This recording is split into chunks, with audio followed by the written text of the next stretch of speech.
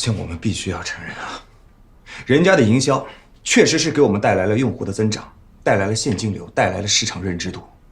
你在这里话里话外暗示别人是通过走后门来拿到的业务，现在说这个还有意义吗？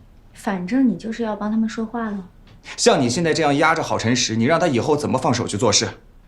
这就是合伙人即将要崩坏的前兆啊！就因为我不让于家恩做双微业务，我们的关系就要崩坏了。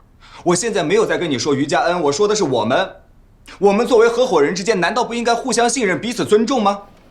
如果大家都有了小心思，有了越级操作，这就会为以后的崩坏埋下隐患。我在意的是这个。对，我就是有自己的小心思。于家恩没到32楼的之前，我什么心思也没有。我才不管什么管理流程，我也不在意营销是哪家公司做，我在意的就是于家恩。难道就是因为她是我的前女友，连同她的公司都要失去公平竞争的机会，对吗？哪怕他们是最适合我们的，我们也可以放弃，也可以不管不顾呗。开会呢？什么事儿啊？我找许耀，他们说在这儿呢。要是不方便，去我办公室说。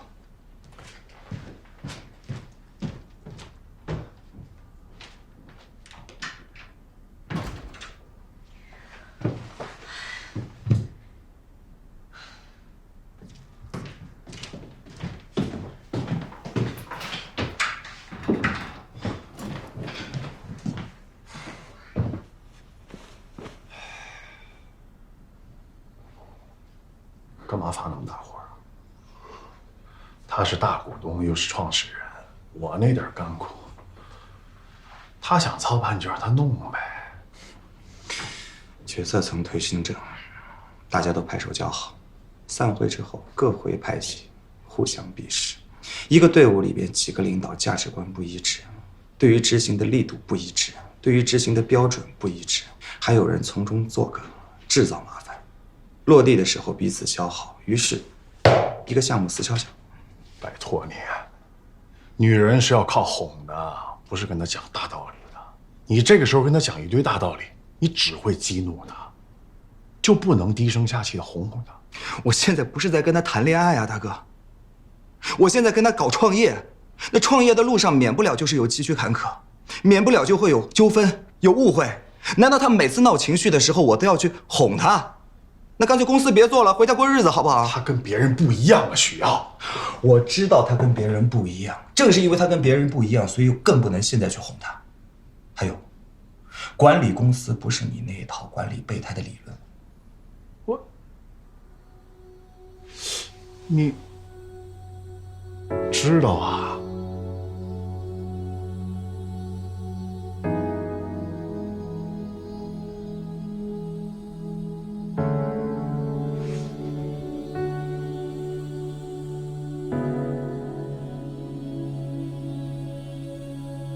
许耀，快来，快看！我相信呢，早晚有一天，我们一定可以从这里走到对面去。许耀，你希望未来的繁星是什么样子的？我希望他，无论是发光发热，还是衰败没落，都不要有难堪的背叛。不要去改变每一个员工的家庭轨迹，哪怕是告别，也要好聚好散。我尊重他，感谢他，所以我更加不能用那个管理备胎的方式去对待他，这样对他来说不公平，不厚道。你什么时候知道？自从他知道我跟于家恩的关系之后，一切都变得不一样了。如果我还不知道，那不是要傻，那是坏。怎么就坏了？我明知道他喜欢我，但是我从来也没有想过要对这份喜欢负责任。然后我还借着他对我的喜欢顺水推舟，在工作上面占尽便宜。当他作为我的合伙人跟我发生分歧的时候，我还要假借男女之情，让他冲昏头脑，做出让步。你说这不是坏是什么？我发现我跟你讲大道理真是讲过你，像你刚才这么说，那我简直就不是人。行了，不用贬低自己来安慰我。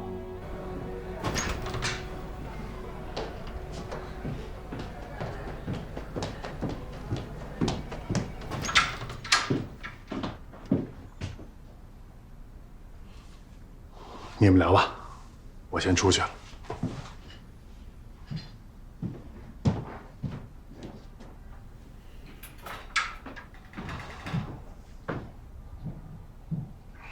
不好意思啊，不应该跟你发脾气。不是因为于家安是你的前女友，他们光谱就失去了工兵竞争的机会，是因为我喜欢你，徐阳，我喜欢你。我是你的合伙人，但我也是个女人，我没有办法看着你的前女友出现在我们俩辛辛苦苦打拼的公司里，看着你们开会时的默契，看着你们了解彼此的喜好和习惯，看着你们一个对视就明白对方的样子，还有你担心他，替他说话，站在他那边的样子，我不想看。我知道，你知道，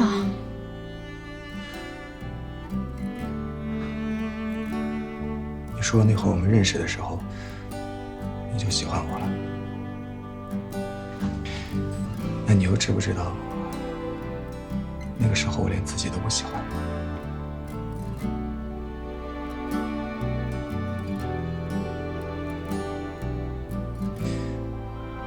我很感谢你对我的这份喜欢，但是非要有但是吗？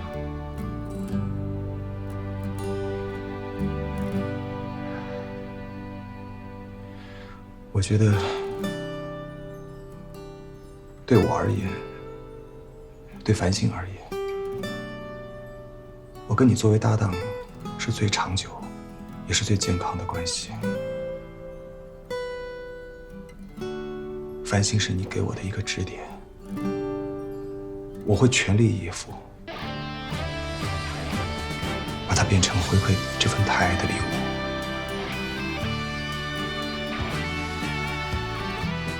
如果，我是说，如果有一天，繁星不再是你的梦想，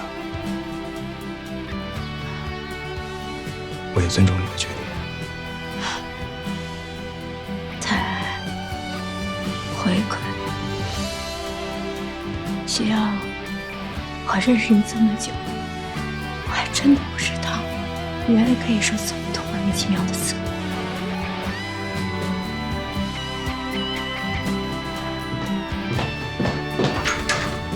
所以，虽然没有修成正果，但也还有肝胆相照的江湖义气。毕竟在我们人生中最重要的那些年，都有彼此的参与。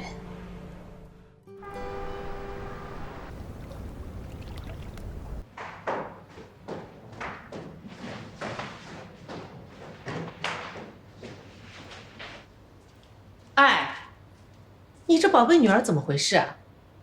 昨天大半夜的突然从北京跑回来，你看看这都几点了，也不起来吃点东西，叫她也不搭理人。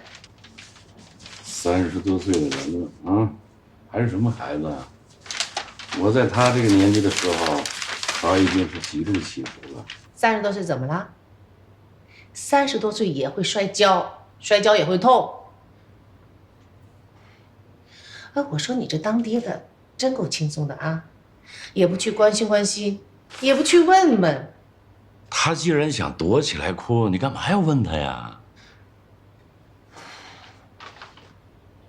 哎，会不会是他经营的那个什么繁星没钱了？你什么时候见到过你的女儿因为钱的事情发愁过啊？不是因为钱，那有可能就是因为感情。她是不是谈男朋友了？我去跟他聊聊吧。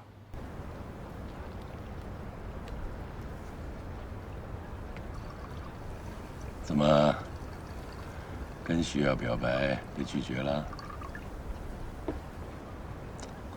你这么惊讶干什么呀？你心里想什么，我还能不知道吗？我早就提醒过你，那个于家安不简单呐。前女友就那么迈不过去吗？前女友怎么了？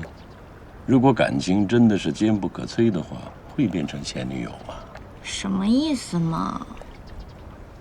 喜欢就努力去追，只要你能够找到他们两个走不到一起去的原因，那就是你的机会啊。这么说，你支持我？许耀不错啊，是个潜力股啊。他身上有现在年轻一代男性最不具备的品质。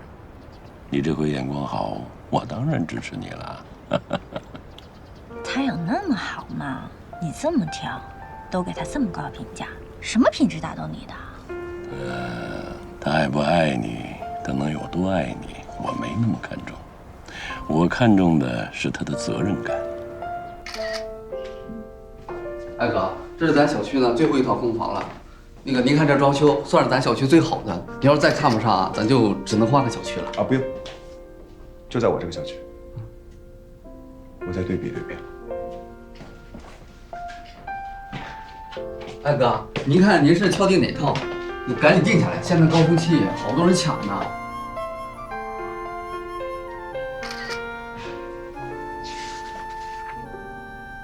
我看重的是他的责任感。他不爱我，他再有责任感，跟我有半毛钱关系吗99%的爱又能怎么样？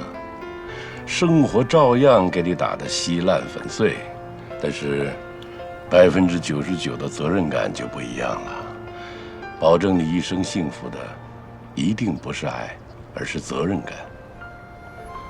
不过呢，许耀脾气倔，你一定要找到一个对的方式对症下药。对的方式啊？你都这么大人了，这谈个恋爱怎么还得老爸教你啊？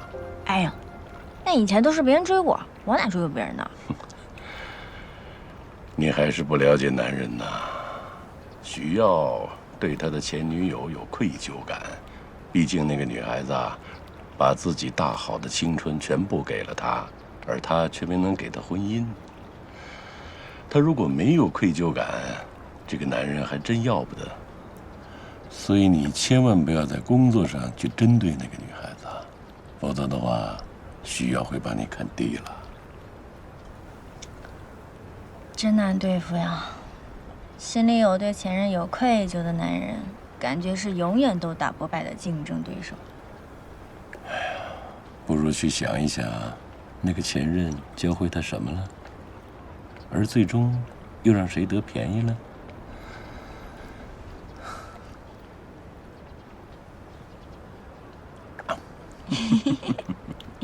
你不会轻易放弃吧？我砸了那么多钱让你谈恋爱啊！我本来也没想放弃啊。还有啊，爸，最近我跟许瑶在工作上的分歧越来越多了。我觉得呢，现在把钱都砸在扩张啊、建什么洗衣工厂，我觉得挺危险的。不过我也同意了，但是繁星的定位，我不想让步。繁星的事物上，你一定要放小抓大，定位不重要，挣钱才重要啊。不过我得提醒你一句啊，如果许耀真的成为了我的女婿，那你就要放权退位了。如果他要是太不识趣的话，你得聪明点啊。咱不能既伤了心，又丢了公司啊。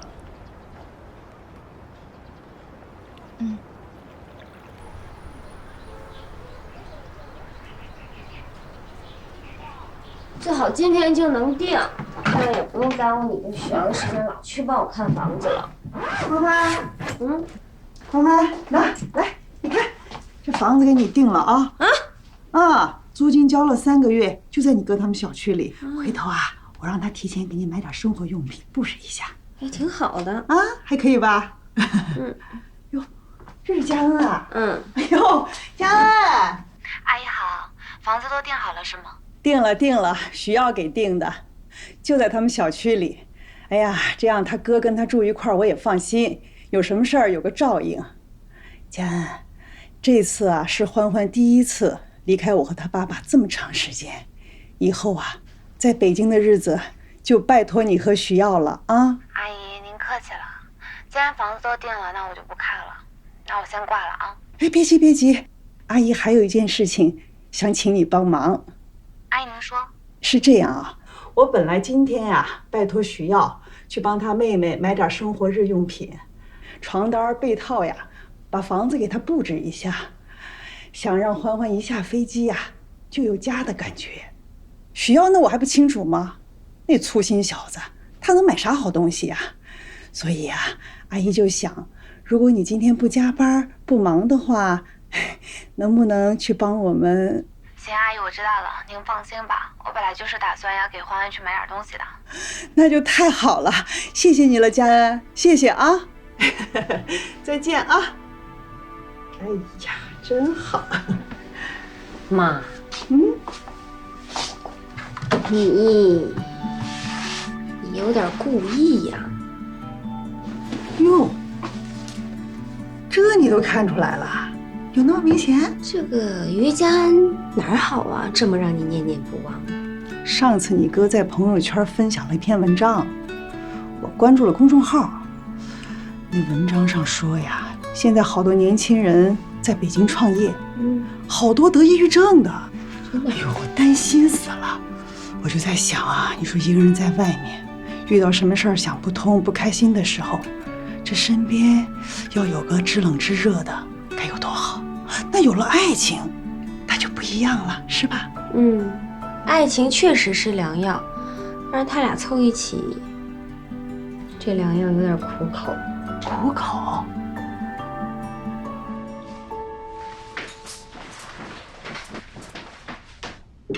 好了，菜和汤都齐了。芬芬，对不起对不起，又叫错了。不用对不起，这里也没其他人，你爱怎么叫就怎么叫。我看那智能烟皂很好用啊，你弟弟装修的时候，你可以送他一套嘛。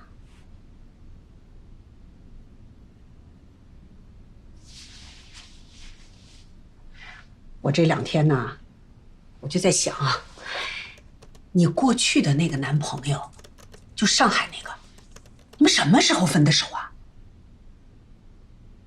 怎么了？他不是送东西给过我吗？而且全是高档货，我蛮喜欢他的。反正他比那个郝晨实好。我虽然没有你有文化，但我看男人看得很准。郝晨实就是油嘴滑舌的，说的比唱的还好听。如果你要让他割点肉放点血，不可能的。是吗？我觉得他挺好的哎。我本来呢是不打算结婚的，看到他诚意满满，我已经开始考虑结婚了。哎，你不也希望我赶紧结婚吗？你已经考虑好要嫁给他了？他条件很好啊，开公司当合伙人，很有前途的。有前途有什么用？他愿意给你花钱吗？还不如那个打工的，人家愿意把钱给你。郝晨是挺愿意给我花钱的呀，妈，你看那天请你吃饭，开车带你去兜风，这不都挺费钱的吗？你傻？一顿烤鸭能花多少钱啊？你想过没有？你自己一年都能挣多少钱？你要是嫁给郝晨实，就等于是夫妻共同财产了，你不就便宜他了吗？对呀，他是想娶你啊，但是20万的彩礼他都不一定出。我是说假如我们给他提出了20万彩礼的要求呢？我看他看得很准的，他就是嘴上说说。妈，你既然都开口了，怎么才只要20万呢？我1年挣多少钱啊？这一锤子的买卖，你给我定价定的也太低了吧？这怎么是一锤子买卖呢？你要看看郝晨实有没有诚意娶你。一个男人有没有诚意娶一个女人，就是表现在彩礼费上。你那么优秀，绝不能白白的嫁给郝晨实。喂，姐，怎么了？张强，我最后一次警告你哈，你有钱结婚你就结，没钱你就打一辈子光棍。有钱装修呢你就装修，没钱你直接给我住毛坯房。你别天天让你妈跑我这来打主意。我告诉你啊，房子虽然写的是你的名字，转账记录都在我这儿。让你小时候不好好读书，吃了没文化的亏。我告诉你啊，我就凭着这个转账记录，我可以随时起诉你，把房子给要回来。你再敢让我试试看？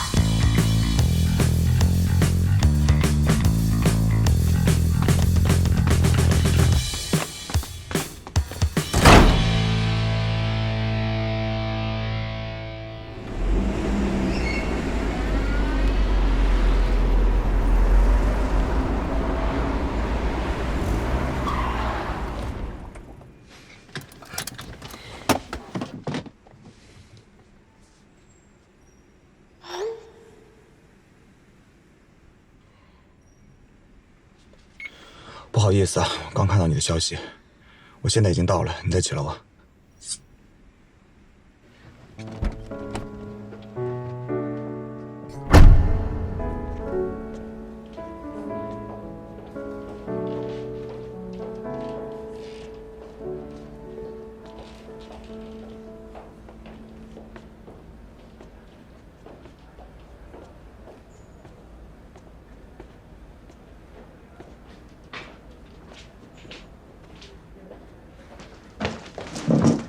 亲爱的，来来来，这刷刷怎么样？这颜色太好看了，是不是很舒服？周末的时候大家就沙发上一卧，看电影，吃午饭。没问题，快让我躺一会儿。客厅呢就简单一点，一组舒服的沙发，一个茶几，然后要一个大的投影仪用来看电影的，然后呢一个木桌，我们可以吃饭，也可以在这工作。你觉得是这个好还是这个好啊？只要你喜欢，我都可以。怎么都是我喜欢啊？这都逛了一天了，问你什么都是我喜欢。这可是我们第一个家哎，我们要在这里面结婚生孩子，还要过日子，这家里全都是我喜欢的，那你怎么办啊？我已经有我喜欢的了。哪有？连浴巾都选的是我喜欢的。不用你啊。不够。够了。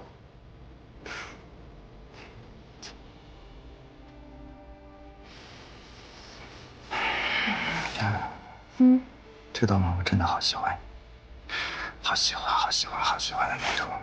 喜欢你每天跟我发脾气，每天跟我做，每天怼我。我喜欢你时不时亲我一下。我喜欢我每天晚上睡觉前都能看到你的眼睛，第二天醒来的时候，第一个就看到的是你。行了行了，你也太肉麻了吧。这叫肉麻吗？嗯，肉麻。你怕别人听见？嗯。于佳恩，我真的好喜欢你，我们马上就要有自己的家了。全世界都知道了。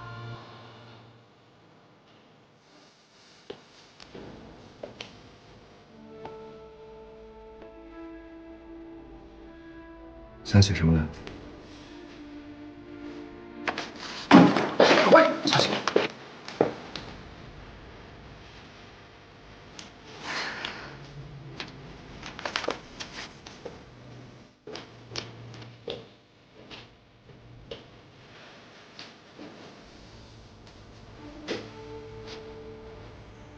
我开了郝晨实的车，马上一车就拉回去。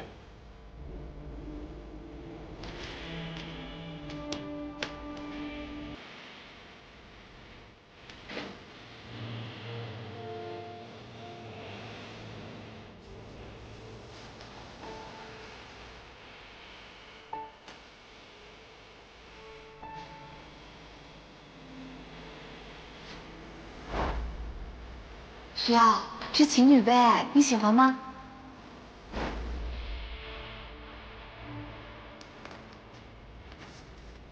不要太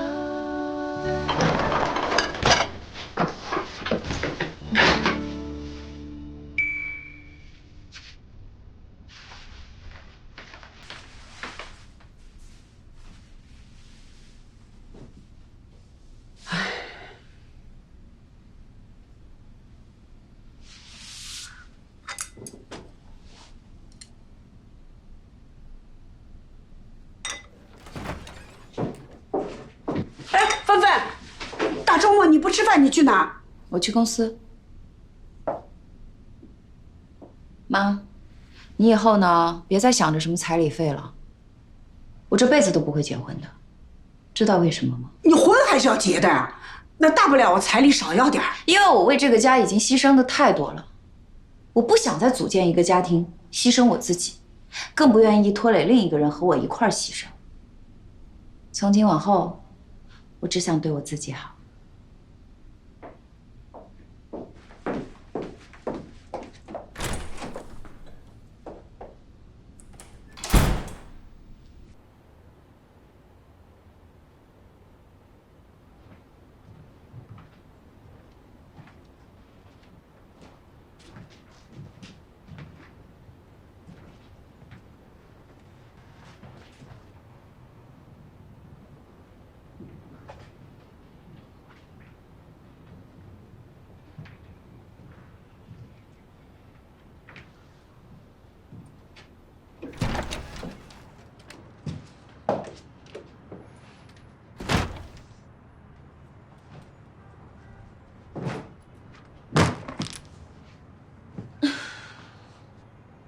我们养你，给你钱花的时候，我们都是任劳任怨的。哎，怎么到了你帮助你弟弟的时候，就像全家人都欠了你一样？我的人生是我自己的，我求求你们，你们放过我好吗？你的人生怎么能说是你自己的呢？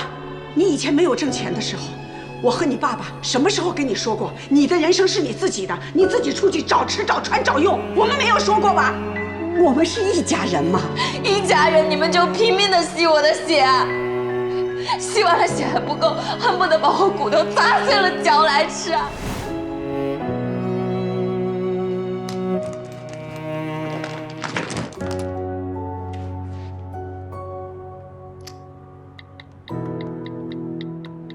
谁让你偷偷跟我妈见面的？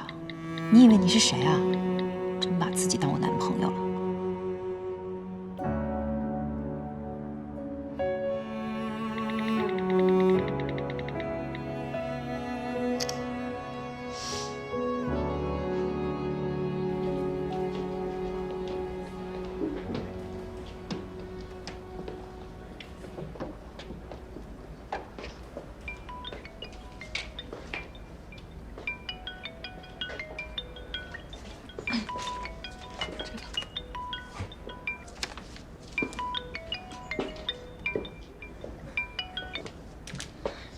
喂，陆总。喂，佳安，你现在在什么位置？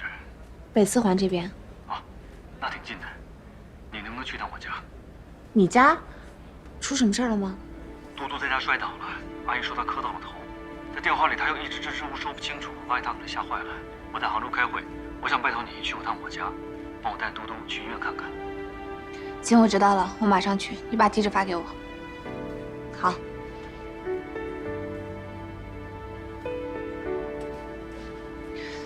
东西差不多了，你帮欢欢送到家里，明天我一早过去帮他收拾。不是，你等一下，你要去陆子杰家？你是不是好了伤疤忘了疼了？你忘了他老婆上次在公司楼下怎么对你的了？人家已经离婚了。他说你就信了？离婚证有给你看过吗？再说了，就算是真的离婚，就算是他真的离了，这才过了多久啊？你那么着急要往上凑啊？你哪位啊？这是我的事。和你有什么关系？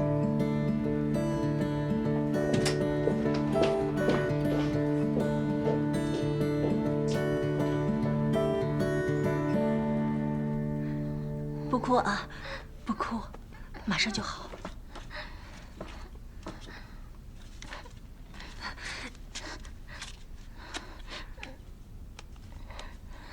别怕，嘟嘟。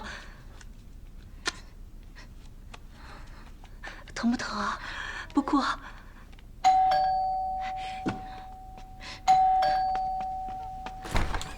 多多怎么样了？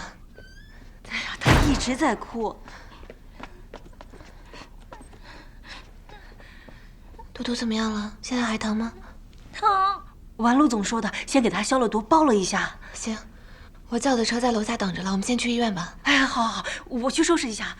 多多，我们先穿衣服吧。多多不哭了，去了医院我们就不疼了，好吗？妈妈。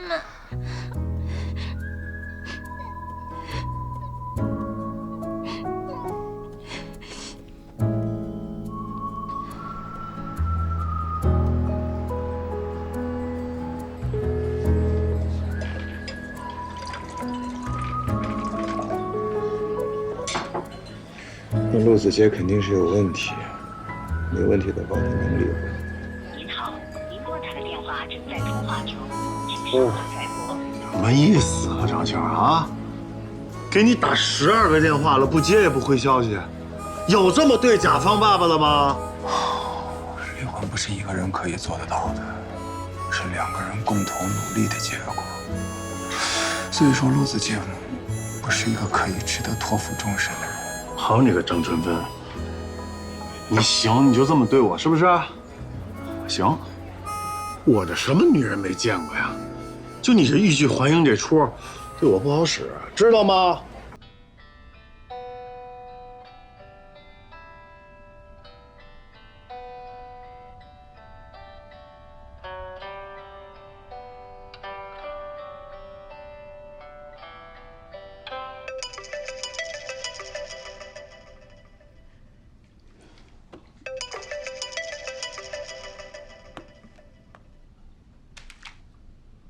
神经病！您拨打的电话正在通话中。哎，把电话给我。你要搞清楚啊！再怎么说，你现在是我们繁星的门面，是吧？可不可以酷一点？给他打那么多电话干什么？就给他发一个呵呵的表情就好了。等他主动上门找你，是不是？对呀，我不打了，绝对不打。除非他主动回来求我。嗯，这就对了。哎，是不是啊？那陆子杰肯定是有问题的。我觉得挺好。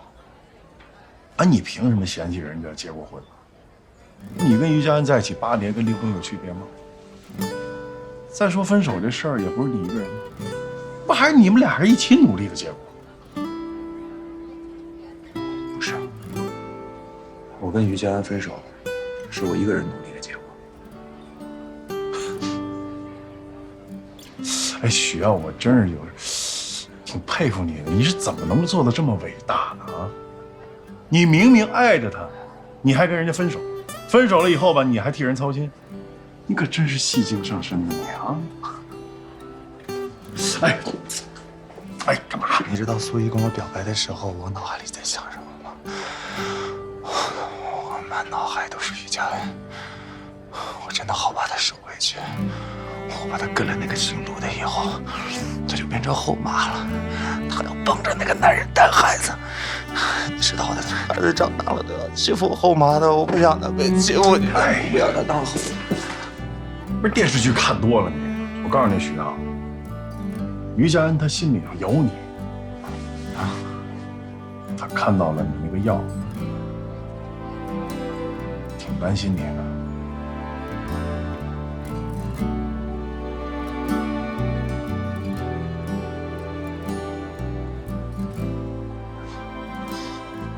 我说他为什么最近老约我吃饭看电影？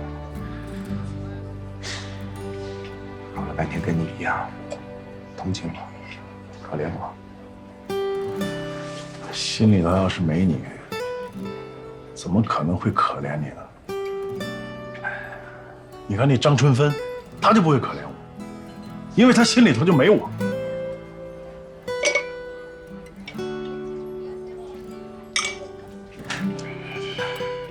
张春芬，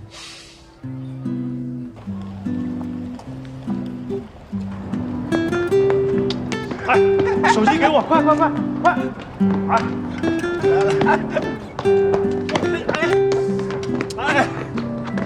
哎，给你，我不想多跑了，哎，给我吧，给什么给啊？放弃吧，好不好？你打了那么多电话了，人家都没有接，说明什么？烦你了。你看我跟于家安水火不容吧？我现在打电话给他，他马上就接。你混了半天还没有我跟于家安有戏，你放弃吧你。你要这么说，我就赶紧答应。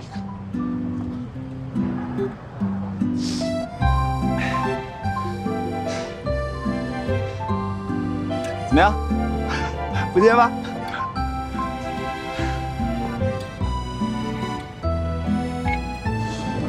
哎，亲爱的，不是什么情况啊？怎么就不理我了呢？啊！你要再不理我的话，我就想起你叫什么名字了啊！他在大街上还叫你张春芬来着呢。哎，发出去了，赶紧撤回！我告诉你啊，以后不许叫他张春芬。张春芬，张春芬。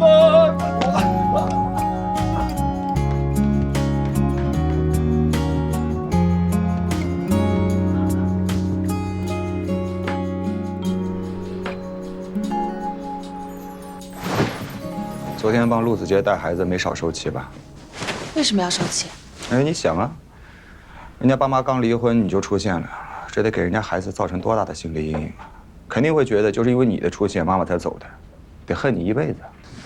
你想多了吧？多多那么可爱又好哄。哎，对了，昨天他还叫我妈妈来着。啊？不是吧？这孩子混蛋啊，没良心啊！亲妈前脚刚走，后脚就喊妈妈了。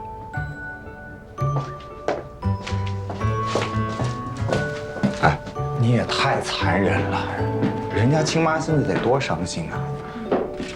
那孩子现在是小，不懂事，等他长大了以后，肯定以为是你赶走他亲妈的，到时候就要开始复仇了。我跟你说，电视上都这么演的。你很闲吗？还有时间看电视？是啊，我专门看那些后妈带熊孩子被熊孩子虐的那种苦情戏。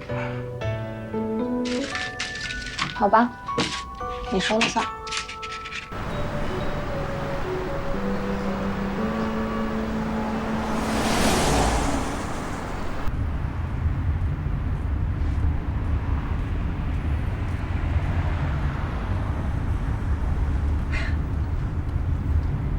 你想说什么就说吧。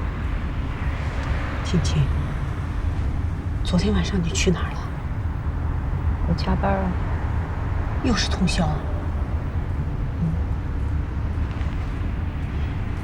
其实你的工作，你用不着那么拼，身体还是最重要的。我以前真的不知道，你们工作会那么辛苦。你说说我来这些日子，你哪一天没有加班？都是加到后半夜才回来睡觉，第二天早上7、8点又要去上班。真的，你的钱不好挣。行，我会注意的。其实昨天晚上我也没睡好，我想了一晚上。婷婷，你呢不要怪罪你弟弟，这件事情就让它过去了。我和你爸爸，我们自己会想办法的。妈，张强已经那么大个人了，你们就省省心吧。儿女都没有成家，你说我们怎么省心？你跟爸年纪都大了，你们就好好的安享晚年。只要你们身体健康，好好的，这就是给我们省心。婷婷，我向你保证，我替你爸爸也向你保证，我们保证一辈子不生病，不给你添麻烦。好。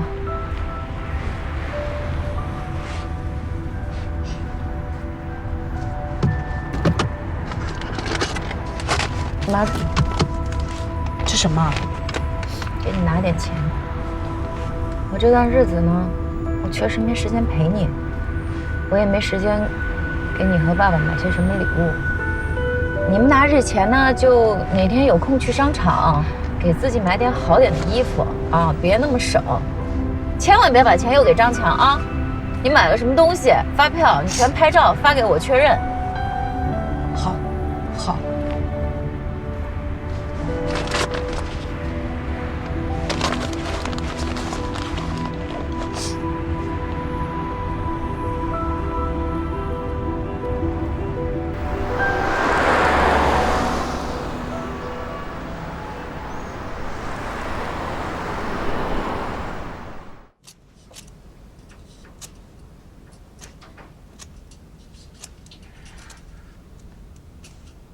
这是要做青椒土豆丝呢。嗯。哇，于小姐现在的厨艺都快赶上5星级酒店了。为了削土豆，我手指都差点断了。老婆辛苦了。我答应你，等我们有钱了，我顿顿带你下馆子。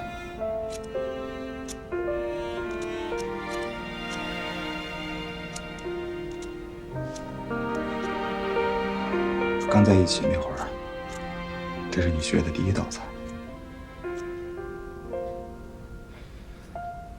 后来在外面吃饭，我也经常点，但好像做的都不是你做的那个味道。我都要看看你在里头到底放了些什么。